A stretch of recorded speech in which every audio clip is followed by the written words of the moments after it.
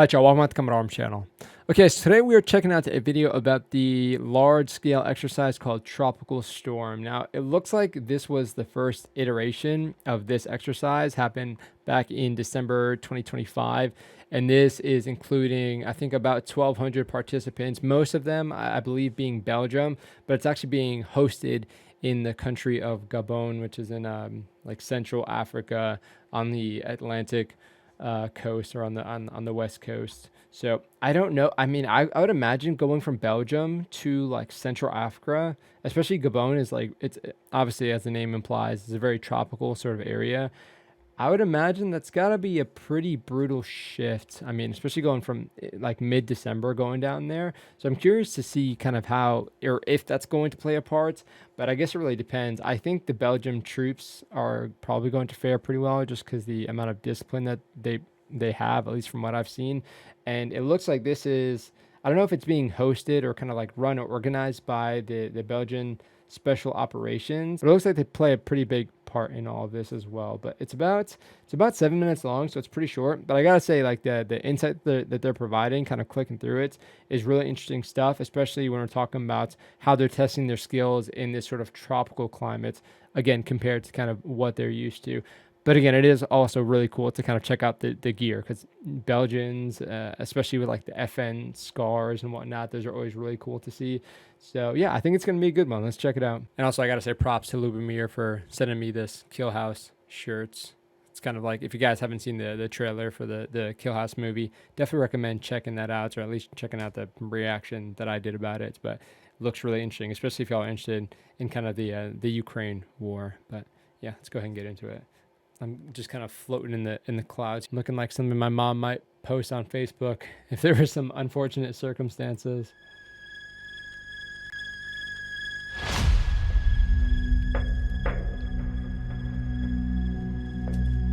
Okay, that's a cool intro. I need to do that for my next vlog. Just make it super dramatic. Damn, that's cool. So we got them there just chilling. Again, we got the scars already. We got, I don't know what this thing is, but it looks sick. They got their flag on there too. Nods mounted.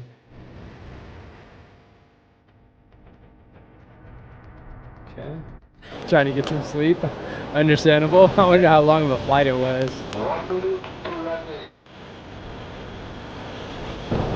Oh, that vehicle is sick. Damn. Okay, I thought they were about to like send this thing out on a parachute or something.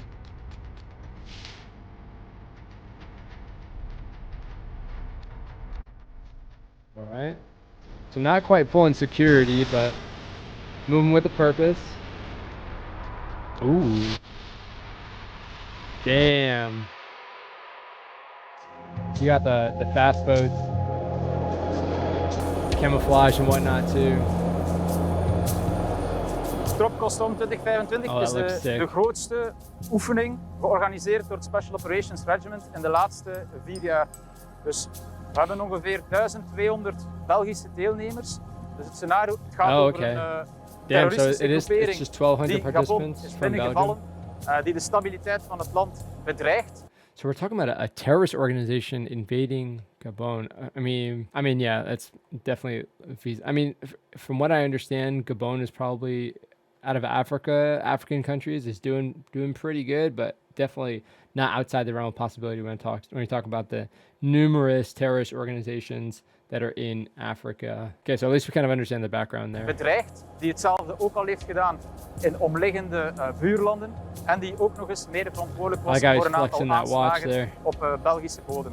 En dus op vraag van de Gabonese regering in het scenario zijn de Belgische militairen op zeer korte termijn tussengekomen om die terroristische dreiging te helpen neutraliseren. I mean, all I know, if I'm a terrorist organization in Africa, I don't want some Belgian special operators going after me. Damn, that vehicle is so cool. Donc on va recevoir une mission, ensuite différentes équipes vont analyser de quelle manière l'ennemi agit et pourrait réagir à nos actions. Yeah, I tried to pause it too much, but okay, so we got the scar. I don't, oh, I guess it's just a BFA. Did he camouflage his BFA? I mean, that's pretty pretty high speed, and they got a laser, and okay. À nos actions. Sur base de cela, également, on va établir une analyse du terrain, par où est-ce qu'on pourrait passer. Pour ça, il y a à chaque fois des spécialistes. Okay, south of the base, they're analyzing the ground, I think. The translation kind of On a cuts également off des drones qui peuvent survoler l'objectif. Oh, that's sick. Using drones for that. That's a lot of parachutes, jeez. Nous avons des bateaux pour nous déplacer également. Et nous avons des véhicules avec de l'armement plus lourd pour nous appuyer lors de nos actions. Okay. And they're sending in these other elements with these. Oh, the fast boats, man. Now we're talking about moving into actions on. Oh, look, okay, he's got an ACOG on his with the RMR. Nice. I mean, Africa seems like such a tricky environment to decide what optic to use. I think I probably want an ACOG though. Les forces gabonaises vont aller attaquer une position de l'ennemi. Et cela va avoir pour but de faire fuir l'ennemi dans une direction où nous on se tient prêt à effectuer une opération afin de capturer une tête pensante de la cellule ennemie que nous combattons actuellement. Nice.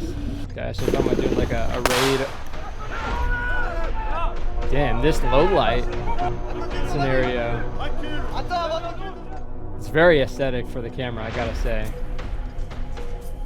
Okay, I wish we were able to kind of see more actions on, like their formation, but also how they initiated that. Was de samenwerking met ongeveer 500 Gabonese militairen die hebben deelgenomen. En ook de samenwerking met die mensen op het terrein waar we gezamenlijke acties hebben uitgevoerd, is voor ons een leermoment, omdat zij natuurlijk andere procedures gebruiken. Het zijn niet de NAVO-procedures.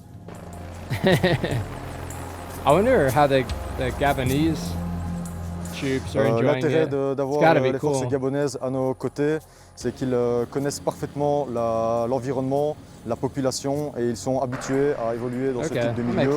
Donc ils vont pouvoir nous donner des conseils sur la manière d'attaquer. De notre côté, on a certains moyens dont ils ne disposent pas, et on va pouvoir les appuyer avec ces moyens. I'm wondering how much they're actually integrating though then, because I mean we kind of saw them a little bit here, but I'm not sure if they're well, I'm not sure they're even really integrating per se. Looks like they kind of have some movements here, but I'm not sure if they're kind of working more of like maybe a logistical meetup or something, maybe like some sort of evac that can kind of practice or train that, kind of using each other's vehicles or helicopters. But it's always really cool seeing those patches, I gotta say. But okay, so we have them rocking pretty old beaten up FAMASes. But yeah, I'm not sure how much they're integrating. Maybe we can, okay, maybe I just should have shut up and kind of watched this. Let me continue playing this and we'll kind of see how the rest of this runs out as far as the integration. Oh man, you know these guys are having a lot of fun with this. Seeing these high-speed dudes doing this CQB. We mogen niet vergeten dat ondanks huidige dreigingen op de oostflank van de NAVO, dat er toch ook heel wat andere regio's zijn in de wereld en dan vooral op het Afrikaanse continent die niet stabiel zijn en waar onze tussenkomst op korte termijn nodig kan zijn. Wonder what their kind of proficiency. Vous savez, le Gabon est situé dans le golfe de Guinée, une zone très convoitée du fait de ses ressources, une zone très riche, qu'elle soit forestière, qu'elle soit minière. Donc nous faisons l'objet quand même de nombreuses convoitises. Il faut le souligner, la sécurité se pense comme une action collective. Aucun pays ne peut traiter la question de la sécurité de manière isolée. Yeah, I mean, security's got to be so tricky. Ce que le Gabon offre à la Belgique, c'est d'abord un théâtre d'opération qui soit le plus proche de la réalité. I don't know which countries neighbor it exactly, but en milieu hostile même parfois. I mean, it is nice to have that bolstering of Belgian forces for sure. But I do wonder kind of what, like, because we're seeing, I mean, it almost looks like kind of the minutia of just kind of pulling security, but you got these really high-speed dudes with like, I mean, primary, secondaries, kind of doing this patrolling and whatnot. So c'est la première fois que je viens au Gabon. Ce qui change beaucoup ici, c'est le milieu tropical. Les principaux effets, c'est l'eau notamment, donc on doit emporter beaucoup plus d'eau, donc ça change la charge. Dans le rythme de travail, on ne peut pas se permettre de faire 16 heures par jour. On doit prévoir des temps de break, être sûr que tout le monde s'hydrate pour éviter des coups de chaud. Yeah, I mean, it's hard to tell like how hot it is, besides just like how sweaty everybody is. But te leven you gotta take some time to acclimate coming from Belgium. Het is nooit te warm, het is nooit te koud. Wij kunnen perfect naar een omgeving gaan waar wij goed kunnen afkoelen of opwarmen. Nu hier in Gabon hebben we helaas die mogelijkheid niet. Sick, het menselijk lichaam gaat proberen om af te koelen, zoals te zweten bijvoorbeeld. I'm about to say tricky terrain. De temperatuur van het lichaam zo hoog worden dat er bepaalde fysieke problemen kunnen optreden en in heel extreme omstandigheden kan dat leiden tot coma of zelfs overlijden van een patiënt. Yeah, you don't want to get the heat stroke, heat exhaustion even. It's gonna be. On est à chaque fois déployé dans des milieux différents, ou dans des milieux arctiques, dans des milieux tropicaux comme ici. Et donc les motivations personnelles, c'est de voir du pays, d'apprendre à s'adapter aussi à chaque environnement dans lequel on est déployé. I wonder if they have je pense qu'on peut pas faire ce genre de choses si on n'a pas un petit peu une flamme. Le métier de militaire, c'est avant tout un métier de passion. Okay, yeah, definitely a big deterrence. I mean, when they're talking about like having these professional forces, it definitely shows, not just in kind of how they carry themselves, but of course the equipment that they're going to be rocking with. I mean, you have to think if you're like a terrorist organization and you're trying to go to one of these countries. With Gabon is going to be a little bit tricky. Obviously, you understand it's a very high kind of like French influence there, and then we're talking about like Belgium and whatnot. So you have this partnership, these relations. So you might kind of consider doing this, but then you kind of see the equipment, the uniforms that they're rocking with. I gotta say, I'm really curious if any of y'all kind of participated in this by chance. I'm really curious, or if you've even worked with the Gabonese. Gabonese. I don't know if I'm saying that correctly. Gabonese. That doesn't help. If you guys have worked with them at any point, I'm really curious to see kind of what their proficiency is like, because I've seen like like Mali. That's probably the closest country I've seen as far as like their training. You know, it wasn't great, but there's definitely like some kind of like Western influence there as far as like the tactics at least. But these guys seem like they're, pretty serious about their job. Equipment, yeah, I guess it's gonna look a little dated, but they look like they're in pretty decent shape. I mean, they're working with like some old FAMASs and whatnot. So l'environnement. It is what it is. Kind of understand the budget isn't going to be as high, especially as like their Belgian counterparts. But I mean, even the haircut squared away. Even like the iPro looks pretty solid. And they're actually wearing the iPro, which, I mean, is good when we're talking about kind of like PPE, personal protective equipment.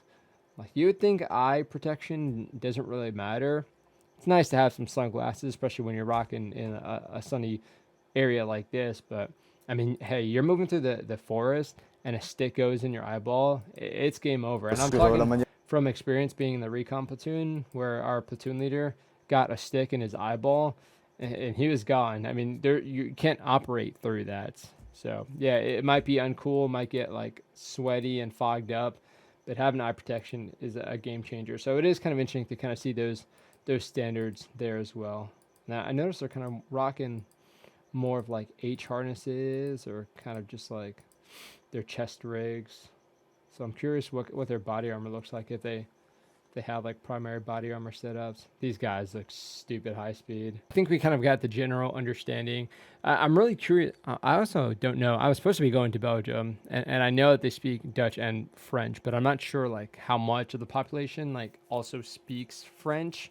I know kind of like in southern Belgium, it's more prevalent and whatnot, but I'm kind of curious how these guys, like out of the 1,200 participants, if they're all just kind of like fluent in French as well as Dutch. But maybe, of course, y'all who are from Belgium, you'll be able to kind of like maybe provide some light on that. But I would imagine the integration wasn't too difficult when it came to the language as well, since I would imagine most of them speak the language. But barring any sort of like language barriers, it's always interesting. I mean, in my kind of experience working with other militaries, so I've worked with the Brits, the Romanians, the Bulgarians, the Slovakians, the Slovenians.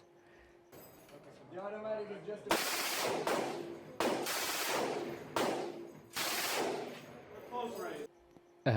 Serbians as well at one point.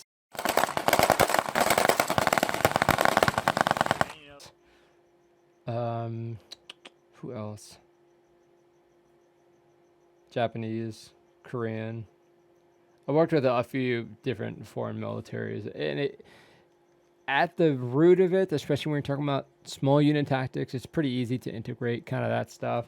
It is interesting when you're talking about the equipment that they're rocking. And for here, I mean, I don't know what kind of, it didn't look like there was so much of an emphasis on kind of like maybe the small unit tactics when you're talking about employing other things like anti-tank weapons or things of that nature, grenade launchers even.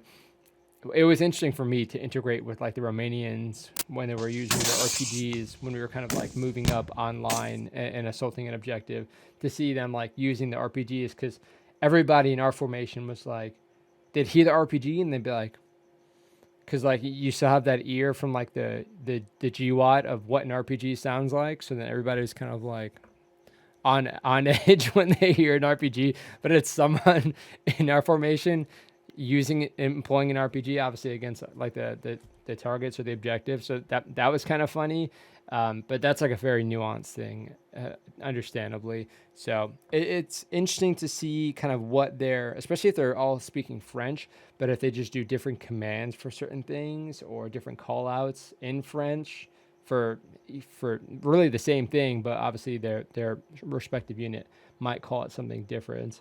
I would imagine that the Gabonese probably get most of their training from the French, but I mean, maybe not. Maybe it is also just Belgium, which is helpful when you're talking about stuff like that relationship, because then you can kind of tailor it to yourself. So whenever you do have to work together, or you're like in this scenario, they're asked to come and help them out with this terrorist problem, you kind of have that common operating picture. That helps a lot when it comes to integrating, not even just like taking the formations and merging them, but also just working side by side, even on like a radio and whatnot. It definitely helps out. So I'm kind of curious what kind of growing pains these guys experience. Obviously the environment is very different, very tricky. Tropical environment is always very challenging. Just kind of fighting the environment, fighting the hydration, the bugs, the heat, the mud. There's a lot of things to consider. Here, obviously, you can get some sandy roads that'll be kicking up a lot of dust and stuff. So it just takes a lot to practice something like that. Even driving in a convoy when all the sand's getting kicked up is very different, or how you drive through mud is very different.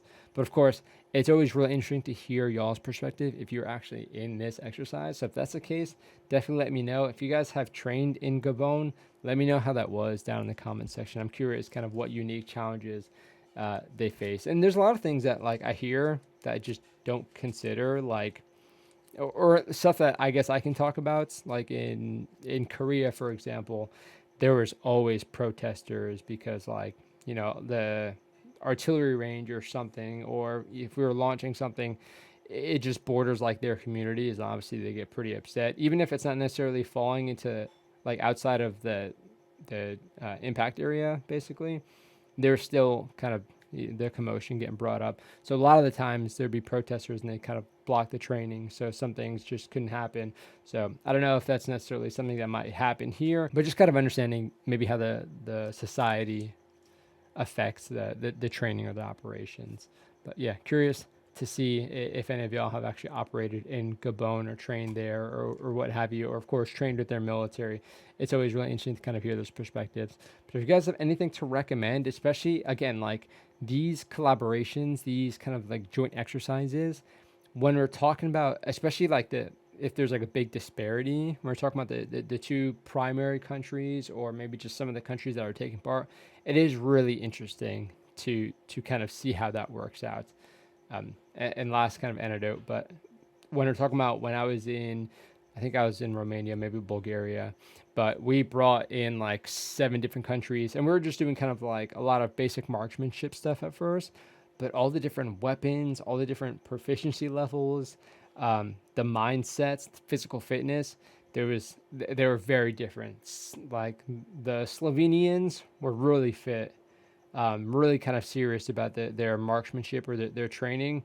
Their weapons were just kind of janky, like they had the F-2000s, and they didn't really work too good with a lot of the drills that we were doing, or just the weapon manipulations were kind of clunky, and we were trying to like clear the weapons out, and everybody was getting a little bit like confused, and they were just old and kind of janky. But also you're talking about the Serbians, and they literally just mag dumped. So it's just like, okay, let's try and find some common ground here. So it is kind of funny to see that. But hopefully you guys enjoyed the reaction. Hopefully I didn't yap too much, especially towards the end. And hopefully I didn't miss too much context. Again, flip-flopping with the Dutch and the French, because my French is definitely better than my Dutch, and they're both terrible. So there's that. But that is it for this video. I'll see you on the next one.